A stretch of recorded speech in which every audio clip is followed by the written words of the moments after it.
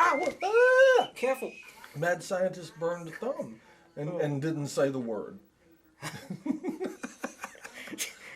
You could hiss. That's allowed on TV. That's not a hiss. Did you hit one of the elements? Well, actually, the silver part just below the elements. But anyway. Well, that means the tea's happening. Ooh. Ooh. Oh, yeah. Joe. Can I talk you into wearing a lab coat? I bet you put me will put on a lab. Well, it doesn't matter. I don't mind. Maybe we can wait till our next. I don't know if I'm qualified, but I'll do it. I wholeheartedly. Okay, now wait a minute. Now we can find out. You say there's something about the show inspired you. Now tell us about your inspiration. yeah. We like to hear about inspirations. Also, look in the box. There are 2 spoons there. Are they out? Or? Yeah, I put them out on the table. He hasn't shown off his props yet. He's got all sorts of goodies in his bag. What happened? I came by last week and then I was watching the show yesterday. Oh, on TV? Yeah, and some of the, last week we talked about some of the histories and of technology and recording from analog to digital, and what. Oh, well, thank you.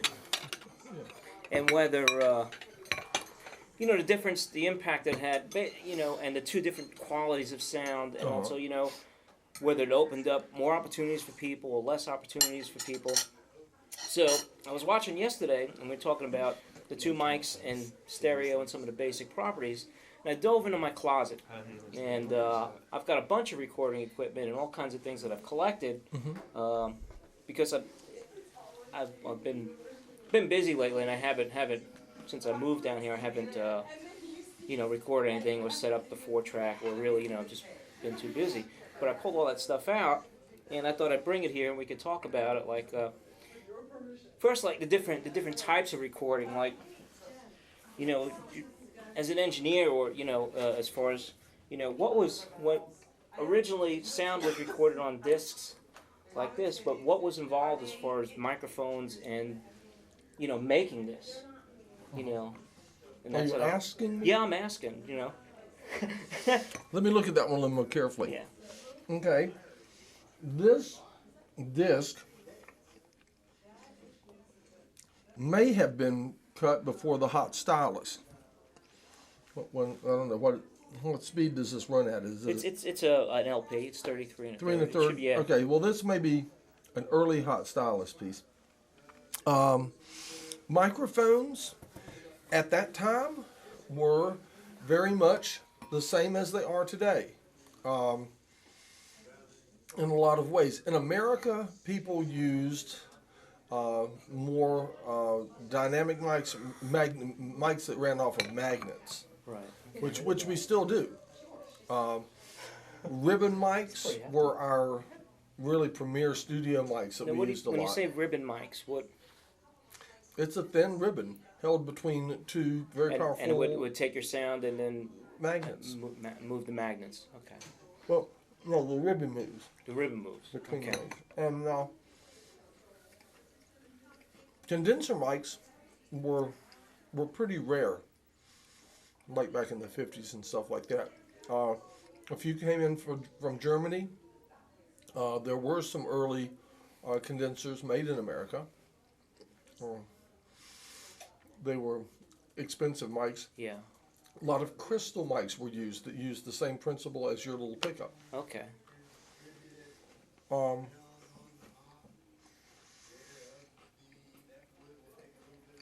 Eventually, that was the only form of media storage, right? It would go straight to disc. Straight to disc. Straight to disc. Radio shows that were like half-hour shows and stuff like that would cut big records this big to get the whole show on one record. Wow. I used to have a turntable for those, but they would cut a disc, and they would cut into a very stiff wax, a very hard wax, sort of like sealing wax. Yeah. That they would cut into originally, and my father was one of the first people in the country to cut with a hot stylus, which is a story he often told me as a child, was that he used to travel around in the mountains here we find rubies and we find sapphires here in these mountains. And he would go out, and he was a rock hound, and he would collect rocks and stuff, and he would get rubies and sapphires from time to time. And there was a fella in New York, I believe, named Caps, I'm not sure, who cut. This guy's deal was he he made cutting styluses. Just for recording. And they used a sapphire usually for cutting records with. And right now, if the Sapphire Society or whatever it is in Hollywood or in California, they're all old people that used to cut discs. That was their job. Yeah, Wow. And it's the Sapphire Society, and they have a good website, and I mean, they're anachronisms now. Yeah. But these people know, these are some of the audio geniuses of the world are in that society. Wow. And but so my father would he cut records at home, and so when he would get some good gemstones, he would trade the gemstones off to the guys that cut the styluses, and they would give him some styluses back, and so he didn't have to buy his cutting styluses. And so he was in the midst of a trade on some styluses one day, and the guy in New York told him, he says, there's something new. Some people have been trying. You might want to try this. It's it was totally experimental at the time. And he said, take a little thin piece of copper wire, and I forget what he said, like a few turns around the the stylus, Right. and how much current to run through it to bring it up to a certain temperature. And then you were cutting with a hot stylus, which rather than just actually ripping its way through, Right. it was melting its way through, leaving a much smoother groove and much easier to move it around.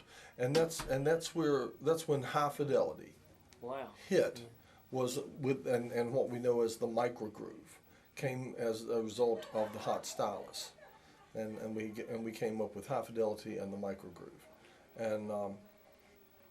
and they were able to cut directly. They cut into acetate often, but they were able to cut with a hot stylus directly into vinyl. Right into the vinyl. Right into vinyl, which makes a very strong master.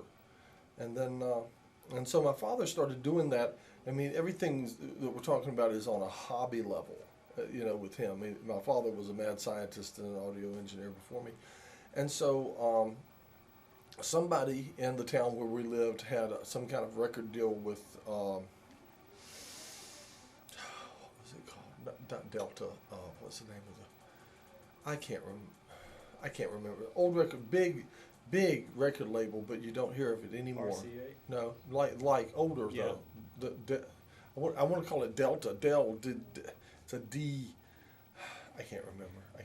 Anyway, but and that ruins the story that I can't remember it. Anyway, If anyone knows out there, call in. Somebody knows. Anyway, so what happened is their mastering labs were backed up, and this guy was wanting to get his record out and all. And so he asked my father, "Would you cut the master for me?" And because the pressing plants could handle it, but it was just the mastering labs You said have the master to that were press it, backed yeah. up. So yeah, my father says, "Well, yeah, I'll cut a master for you." So he cut a master and sent it off. And what was Decca?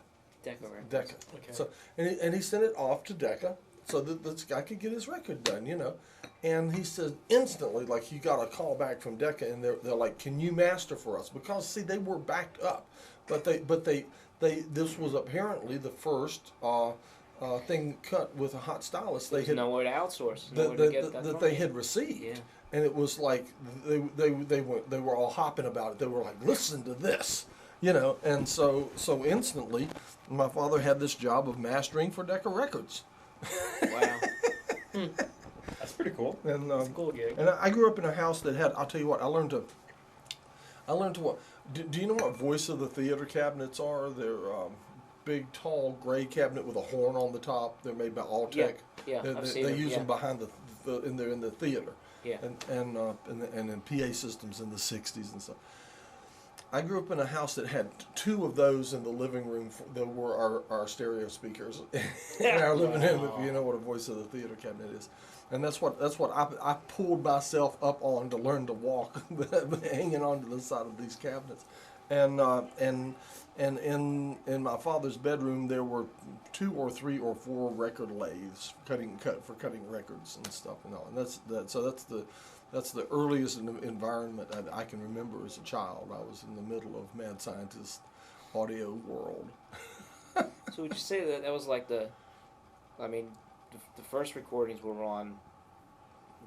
recorded on the spindles, right? And then they went to disc and direct stylus, and then they went to hot stylus, which was kind of like the difference between a CD sound when CDs first came out it was a tremendous increase in volume. The surface noise went way down. When they came up with I remember when stylus. CDs first came out and DATs came out. And the linearity and frequency response and linearity went way up, because now instead of cutting its way through, it was melting its way through to a large degree, and so it was much easier to move the needle. There was much less resistance on it and stuff like that, and so you was able to put down much truer sounds and stuff. Yeah. Do you see any people now thinking about going back to that just for use There of was it? a lot of talk about that for a long time, and there are still diehard vinyl folks, as you know, but I don't really see it going back that way. It was a lot of fun. I'm glad I lived except for a through hobby that. or a club that would association that would start it up again. But you know, the technology has moved on. It's cheaper to manufacture it the way they do, and now that they're getting the sample rates up. I have a complaint, and here is a big problem. When we'll go all the way back to the first CDs. And the first CDs came out, I'm going to say, around the end of '79 or going into 1980. I was told that you could fling a CD and it wouldn't get a skip. But that's not true. No. Because we tried flinging them, and then they didn't work. And I was very disappointed. CDs as being sound was good. Early, mid-'80s. That's what I remember. Don't turn it off. Well, Mid-'80s. the thing with the CD was Sony, I believe Sony had the DAT, No, but they didn't have. Look up. Watch out. Take your finger off.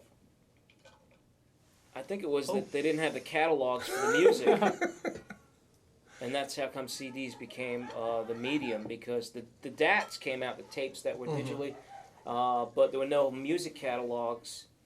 The company that manufactured the DATs didn't own the music catalogs, but they were able to put music on CD then. Yeah. Well, anyway, when CDs came out, I was looking forward to CDs coming out, and I had also been told that someone had been to a demonstration, and the guy took a pocket knife and scratched it all up and threw it in, and it would still play. Right. So we were looking for these small little discs to come out, and I was really looking forward to it and stuff like that. Perhaps you could talk someone into filling that with water. Sure. And so what happened? There we go. There we go. So what happened was they had a meeting. I forget where it was held, but the president of Sony was there, and the president of Philips was there, and all. And they were trying to. What they did was they came up with a standard format. What was the standard going to be, and what was the format going to be? And when I read that in the trade magazine, my heart just sunk, because it was a 44.1K sampling rate, 44.1 cycles, 1,000 cycles. About that last week about the cycles and the cycles per second as a sampling rate, and a 16-bit word. The bytes were 16 bits, and when I read that, I was horrified, and I, because I knew that resolution on both counts should have been at least doubled. For instance, the sampling rate. Thank you. You're welcome. The sampling rate and how it affects the sound and things that it does to the sound correlates very much to the bias race frequency in an analog tape recorder. And any professional engineer knows that the bias erase frequency on a professional machine should be somewhere between 80 to 100K, 80 to 100,000 cycles or higher. And here they had 44.1. See, half what it should have been. Why do you think they did that? I think they did that so that for several reasons, but they cheaped out. They made it so that anybody with any technology could build a unit Widen the range. that could play the thing. You see what I mean? Yeah. Didn't have to move too many bits or too many bytes around in order to do it. They chose the lowest possible common denominator, and there are mathematical formulas that tell you that you won't hear those anomalies that are presented at these are the lowest possible numbers that you can use that the average listener won't be able to tell. I know. Yeah, they figured out where that bar was, and that's what they went for. Right. Yeah. Now that's and that is the scourge on the face of psychoacoustic research right there is the sampling rate on CDs. Okay, now this was 1980. Okay, now since 1980, can you give me any idea how much progress has been made in the digital realm of things? How many more bytes and how many more bits per second are we moving in every direction of everything digital than we were in 1980? Now, in 1980, they put together an inferior format for audio. And to this day, It's still a standard. to this day, we are still listening to what was an inferior format in 1980, while digital technology has improved immensely, and there's absolutely no excuse except for the fact that they've established a standard, and they are milking it for everything that it's worth.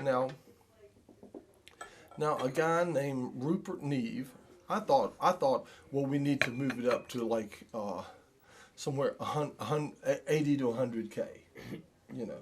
So your standard CDs. For standard CDs, CDs, yeah. and for all, at least for all forms of digital recording. I mean, Right.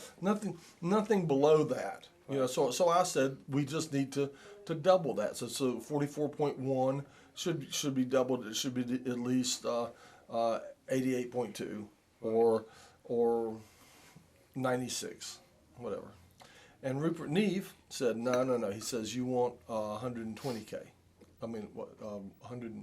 What is it? 196, 192. Is it 192? 190. 192 sounds. 192, 196. What is 3 times 4 times 48? 4 times 48 is 192. 192K. Okay, he says 192, and he convinced me very quickly. 192. Now and so that would quadruple the horizontal resolution of the waveform, if you will. Every time you add one more bit to the byte, you double the resolution in the vertical. Okay. In the waveform. So making the move from 16 to 20 was a good move, but they've made the move from 16 to 24. So that's a great move. Now, so 24-bit 192K sampling rate is, particularly considering the progress that has been made in digital everything. Everybody should just absolutely demand that. Right. It's ridiculous to be offered anything below that for your home recording, for the CD or the DVD that you buy at the shop, any of that. Now there are various schemes for which they can make them backwards compatible on some of the machines. Some of the old machines won't play that. Well, they usually love to make their machines obsolete, don't they? So you buy new ones. So make us buy new ones, but at least make us buy new ones for a real reason. Right. A real reason that the physics, that the quality of the audio we're going to be hearing is going to be better. And if you start working up in those higher sampling rates, then the quality, the depth, the warmth, the kind of things that we loved off of vinyl, off of analog and all, start to come through at those You get higher the dynamic range. It's the belief for purely social and business reasons by a lot of people in the record industry that the CD is dying and or dead. It's just simply because of all the online downloading True. kids are doing these days. I Right. heard. So offer a superior product. Well, I heard that the sales of CDs is down 20% from last year, just 1 year. That's huge. Yeah, just because of iPods. Right, everybody wants to download their stuff. Yeah. Right. So I guess the perception is that the iPod is the superior product. Right. I have no idea what the quality Well, difference is. I don't know that's one. another I've never thing. listened to one even. Yeah, and they're going to turn everything into MP3s. They're going to make MP3s are going they're going to make lower sampling rates. So Walkman. They're going to have actually one of feed us these. inferior. That's why I want to look at it. They've come up with new schemes to feed us yet more inferior audio that, with a few mathematical tricks, make it so we can't tell. But I think we can tell, and it's only because I'm old and I've lived through it and I've watched. And people like Stephen Stills, I think it was. No, it was like Neil. It was Neil Young. Like Neil Young, a few years ago, came out with a statement. He said, "I am so sorry that I ever started recording digitally." He says, because later in life now I have listened back to everything that I've recorded over my life, and he says everything that I recorded in the analog format I love, and he says everything that I've recorded after I started digitizing it, he says I can't stand to listen to it, and you know what it is the mathematics show that we can't hear it. But the truth of the matter is we can hear it. And I think it has a really detrimental effect on your psyche. And I think that's one of the reasons that we're not having as many UFOs show up as we used to have show up around our planet. because in the day when, in the height of the UFOs and all, was at the height of the analog stuff. And when the most out, they were listening to our radio stations, and we were playing Jimi Hendrix recorded on analog tape and cut to vinyl, and they were listening to that stuff, and they would say that's a puny little planet over there, but listen to the signals sound coming off of that planet. We've got to go check that out. And then we digitized. And as soon as we digitized, they all went, "Oh, don't go there." And then they quit coming. They just quit coming. You mentioned something about what Neil Young said, and something that I noticed. Well, something that I noticed. They're more sensitive to that than we are, It's like, I don't know if any other people noticed, but I have my vinyl collection of albums and music, and then you bought some reissues that were remastered or so forth. But it's disgusting. You listen to the vinyl, right? The originals. Right. And not only is there stuff not there, echo, that they didn't just remaster it. They've changed the dynamics on the drums. They've changed, and made it digital on the CD. But it's not the original. It's not the original music. It's not the original recording. Where it really fails is like in the cymbals. It's like, have you ever noticed? Yeah. In on CDs there are like three That's it. There are three. It's preset. Right, three cymbal sounds, and that's it. Yeah. Every cymbal sounds like one You of don't those. feel it. Huh? I play back the vinyl and you feel it. You can feel it coming through. Right. And you can tell that this guy really has 8 cymbals instead of just 3. Yeah. You can tell. Yeah, because the range it's all cut off. But I'm really disappointed in a lot of the remastering and the reissuing. And I feel bad because the people who don't have the vinyl and haven't been privileged to hear the originals, think that that's what was created, and that's a sad thing. It's a sad thing. It is, yeah. And I try and I'm glad. come here. I'm glad you brought this up. Yeah, I This say is come here. I say come really here. good. People who who say, "Wow, I just heard that," and I was like, "Come here, come in my house." Oh, and you play it for But them, yeah, and they're like, listen to this. This is the difference between this. Do you hear the differences? There's no. You hear that chorus in the background. It's not on the CD. It's not picked up. You hear the dynamics of the cymbal, you know. You don't hear it go. Right. You know. So yeah, I mean, I've been you know, angry at the reissuing of it, because I think people just bought all kinds of catalogs from people, you know, and they didn't have to pay the artists anymore because they own their music, and they just started reissuing it, you know, and it's a sad thing because it's not just music. It's not just music. It's a feeling. It's an art form. Right. It's, you know, you can't take a, you know, Right. a Mona Lisa and just say, well, we're going to cartoon the edges of it and, you know, tone down those. Paper. You know, yeah, you know. Now here, the fact of the matter is this, however, that for one thing, analog tape automatically does the dithering and stuff like that. Yeah. That, you know, so you've got that.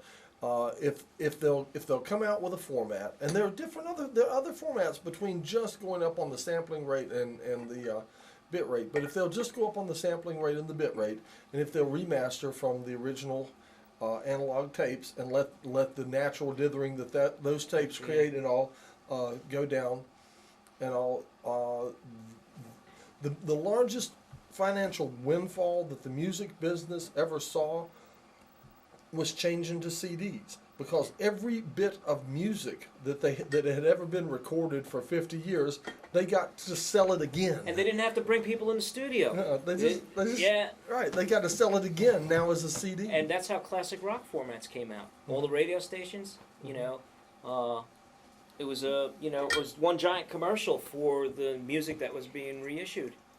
But Okay. Yeah, you could go do that, and then you could put it in the next teapot. That's what I was thinking. Yeah, you could use the rock tea. Gonna. You can put the rock tea. they even Is talked this about is this steeped enough? It looks like it is. Yeah. Go ahead and get the next pot going. Yeah, we'll do that. Master of tea. All right. And Very good. we Thank need you so people to much. come in and Yay! partake. Good idea, Matt. I'm glad that you're thinking about it while we're talking.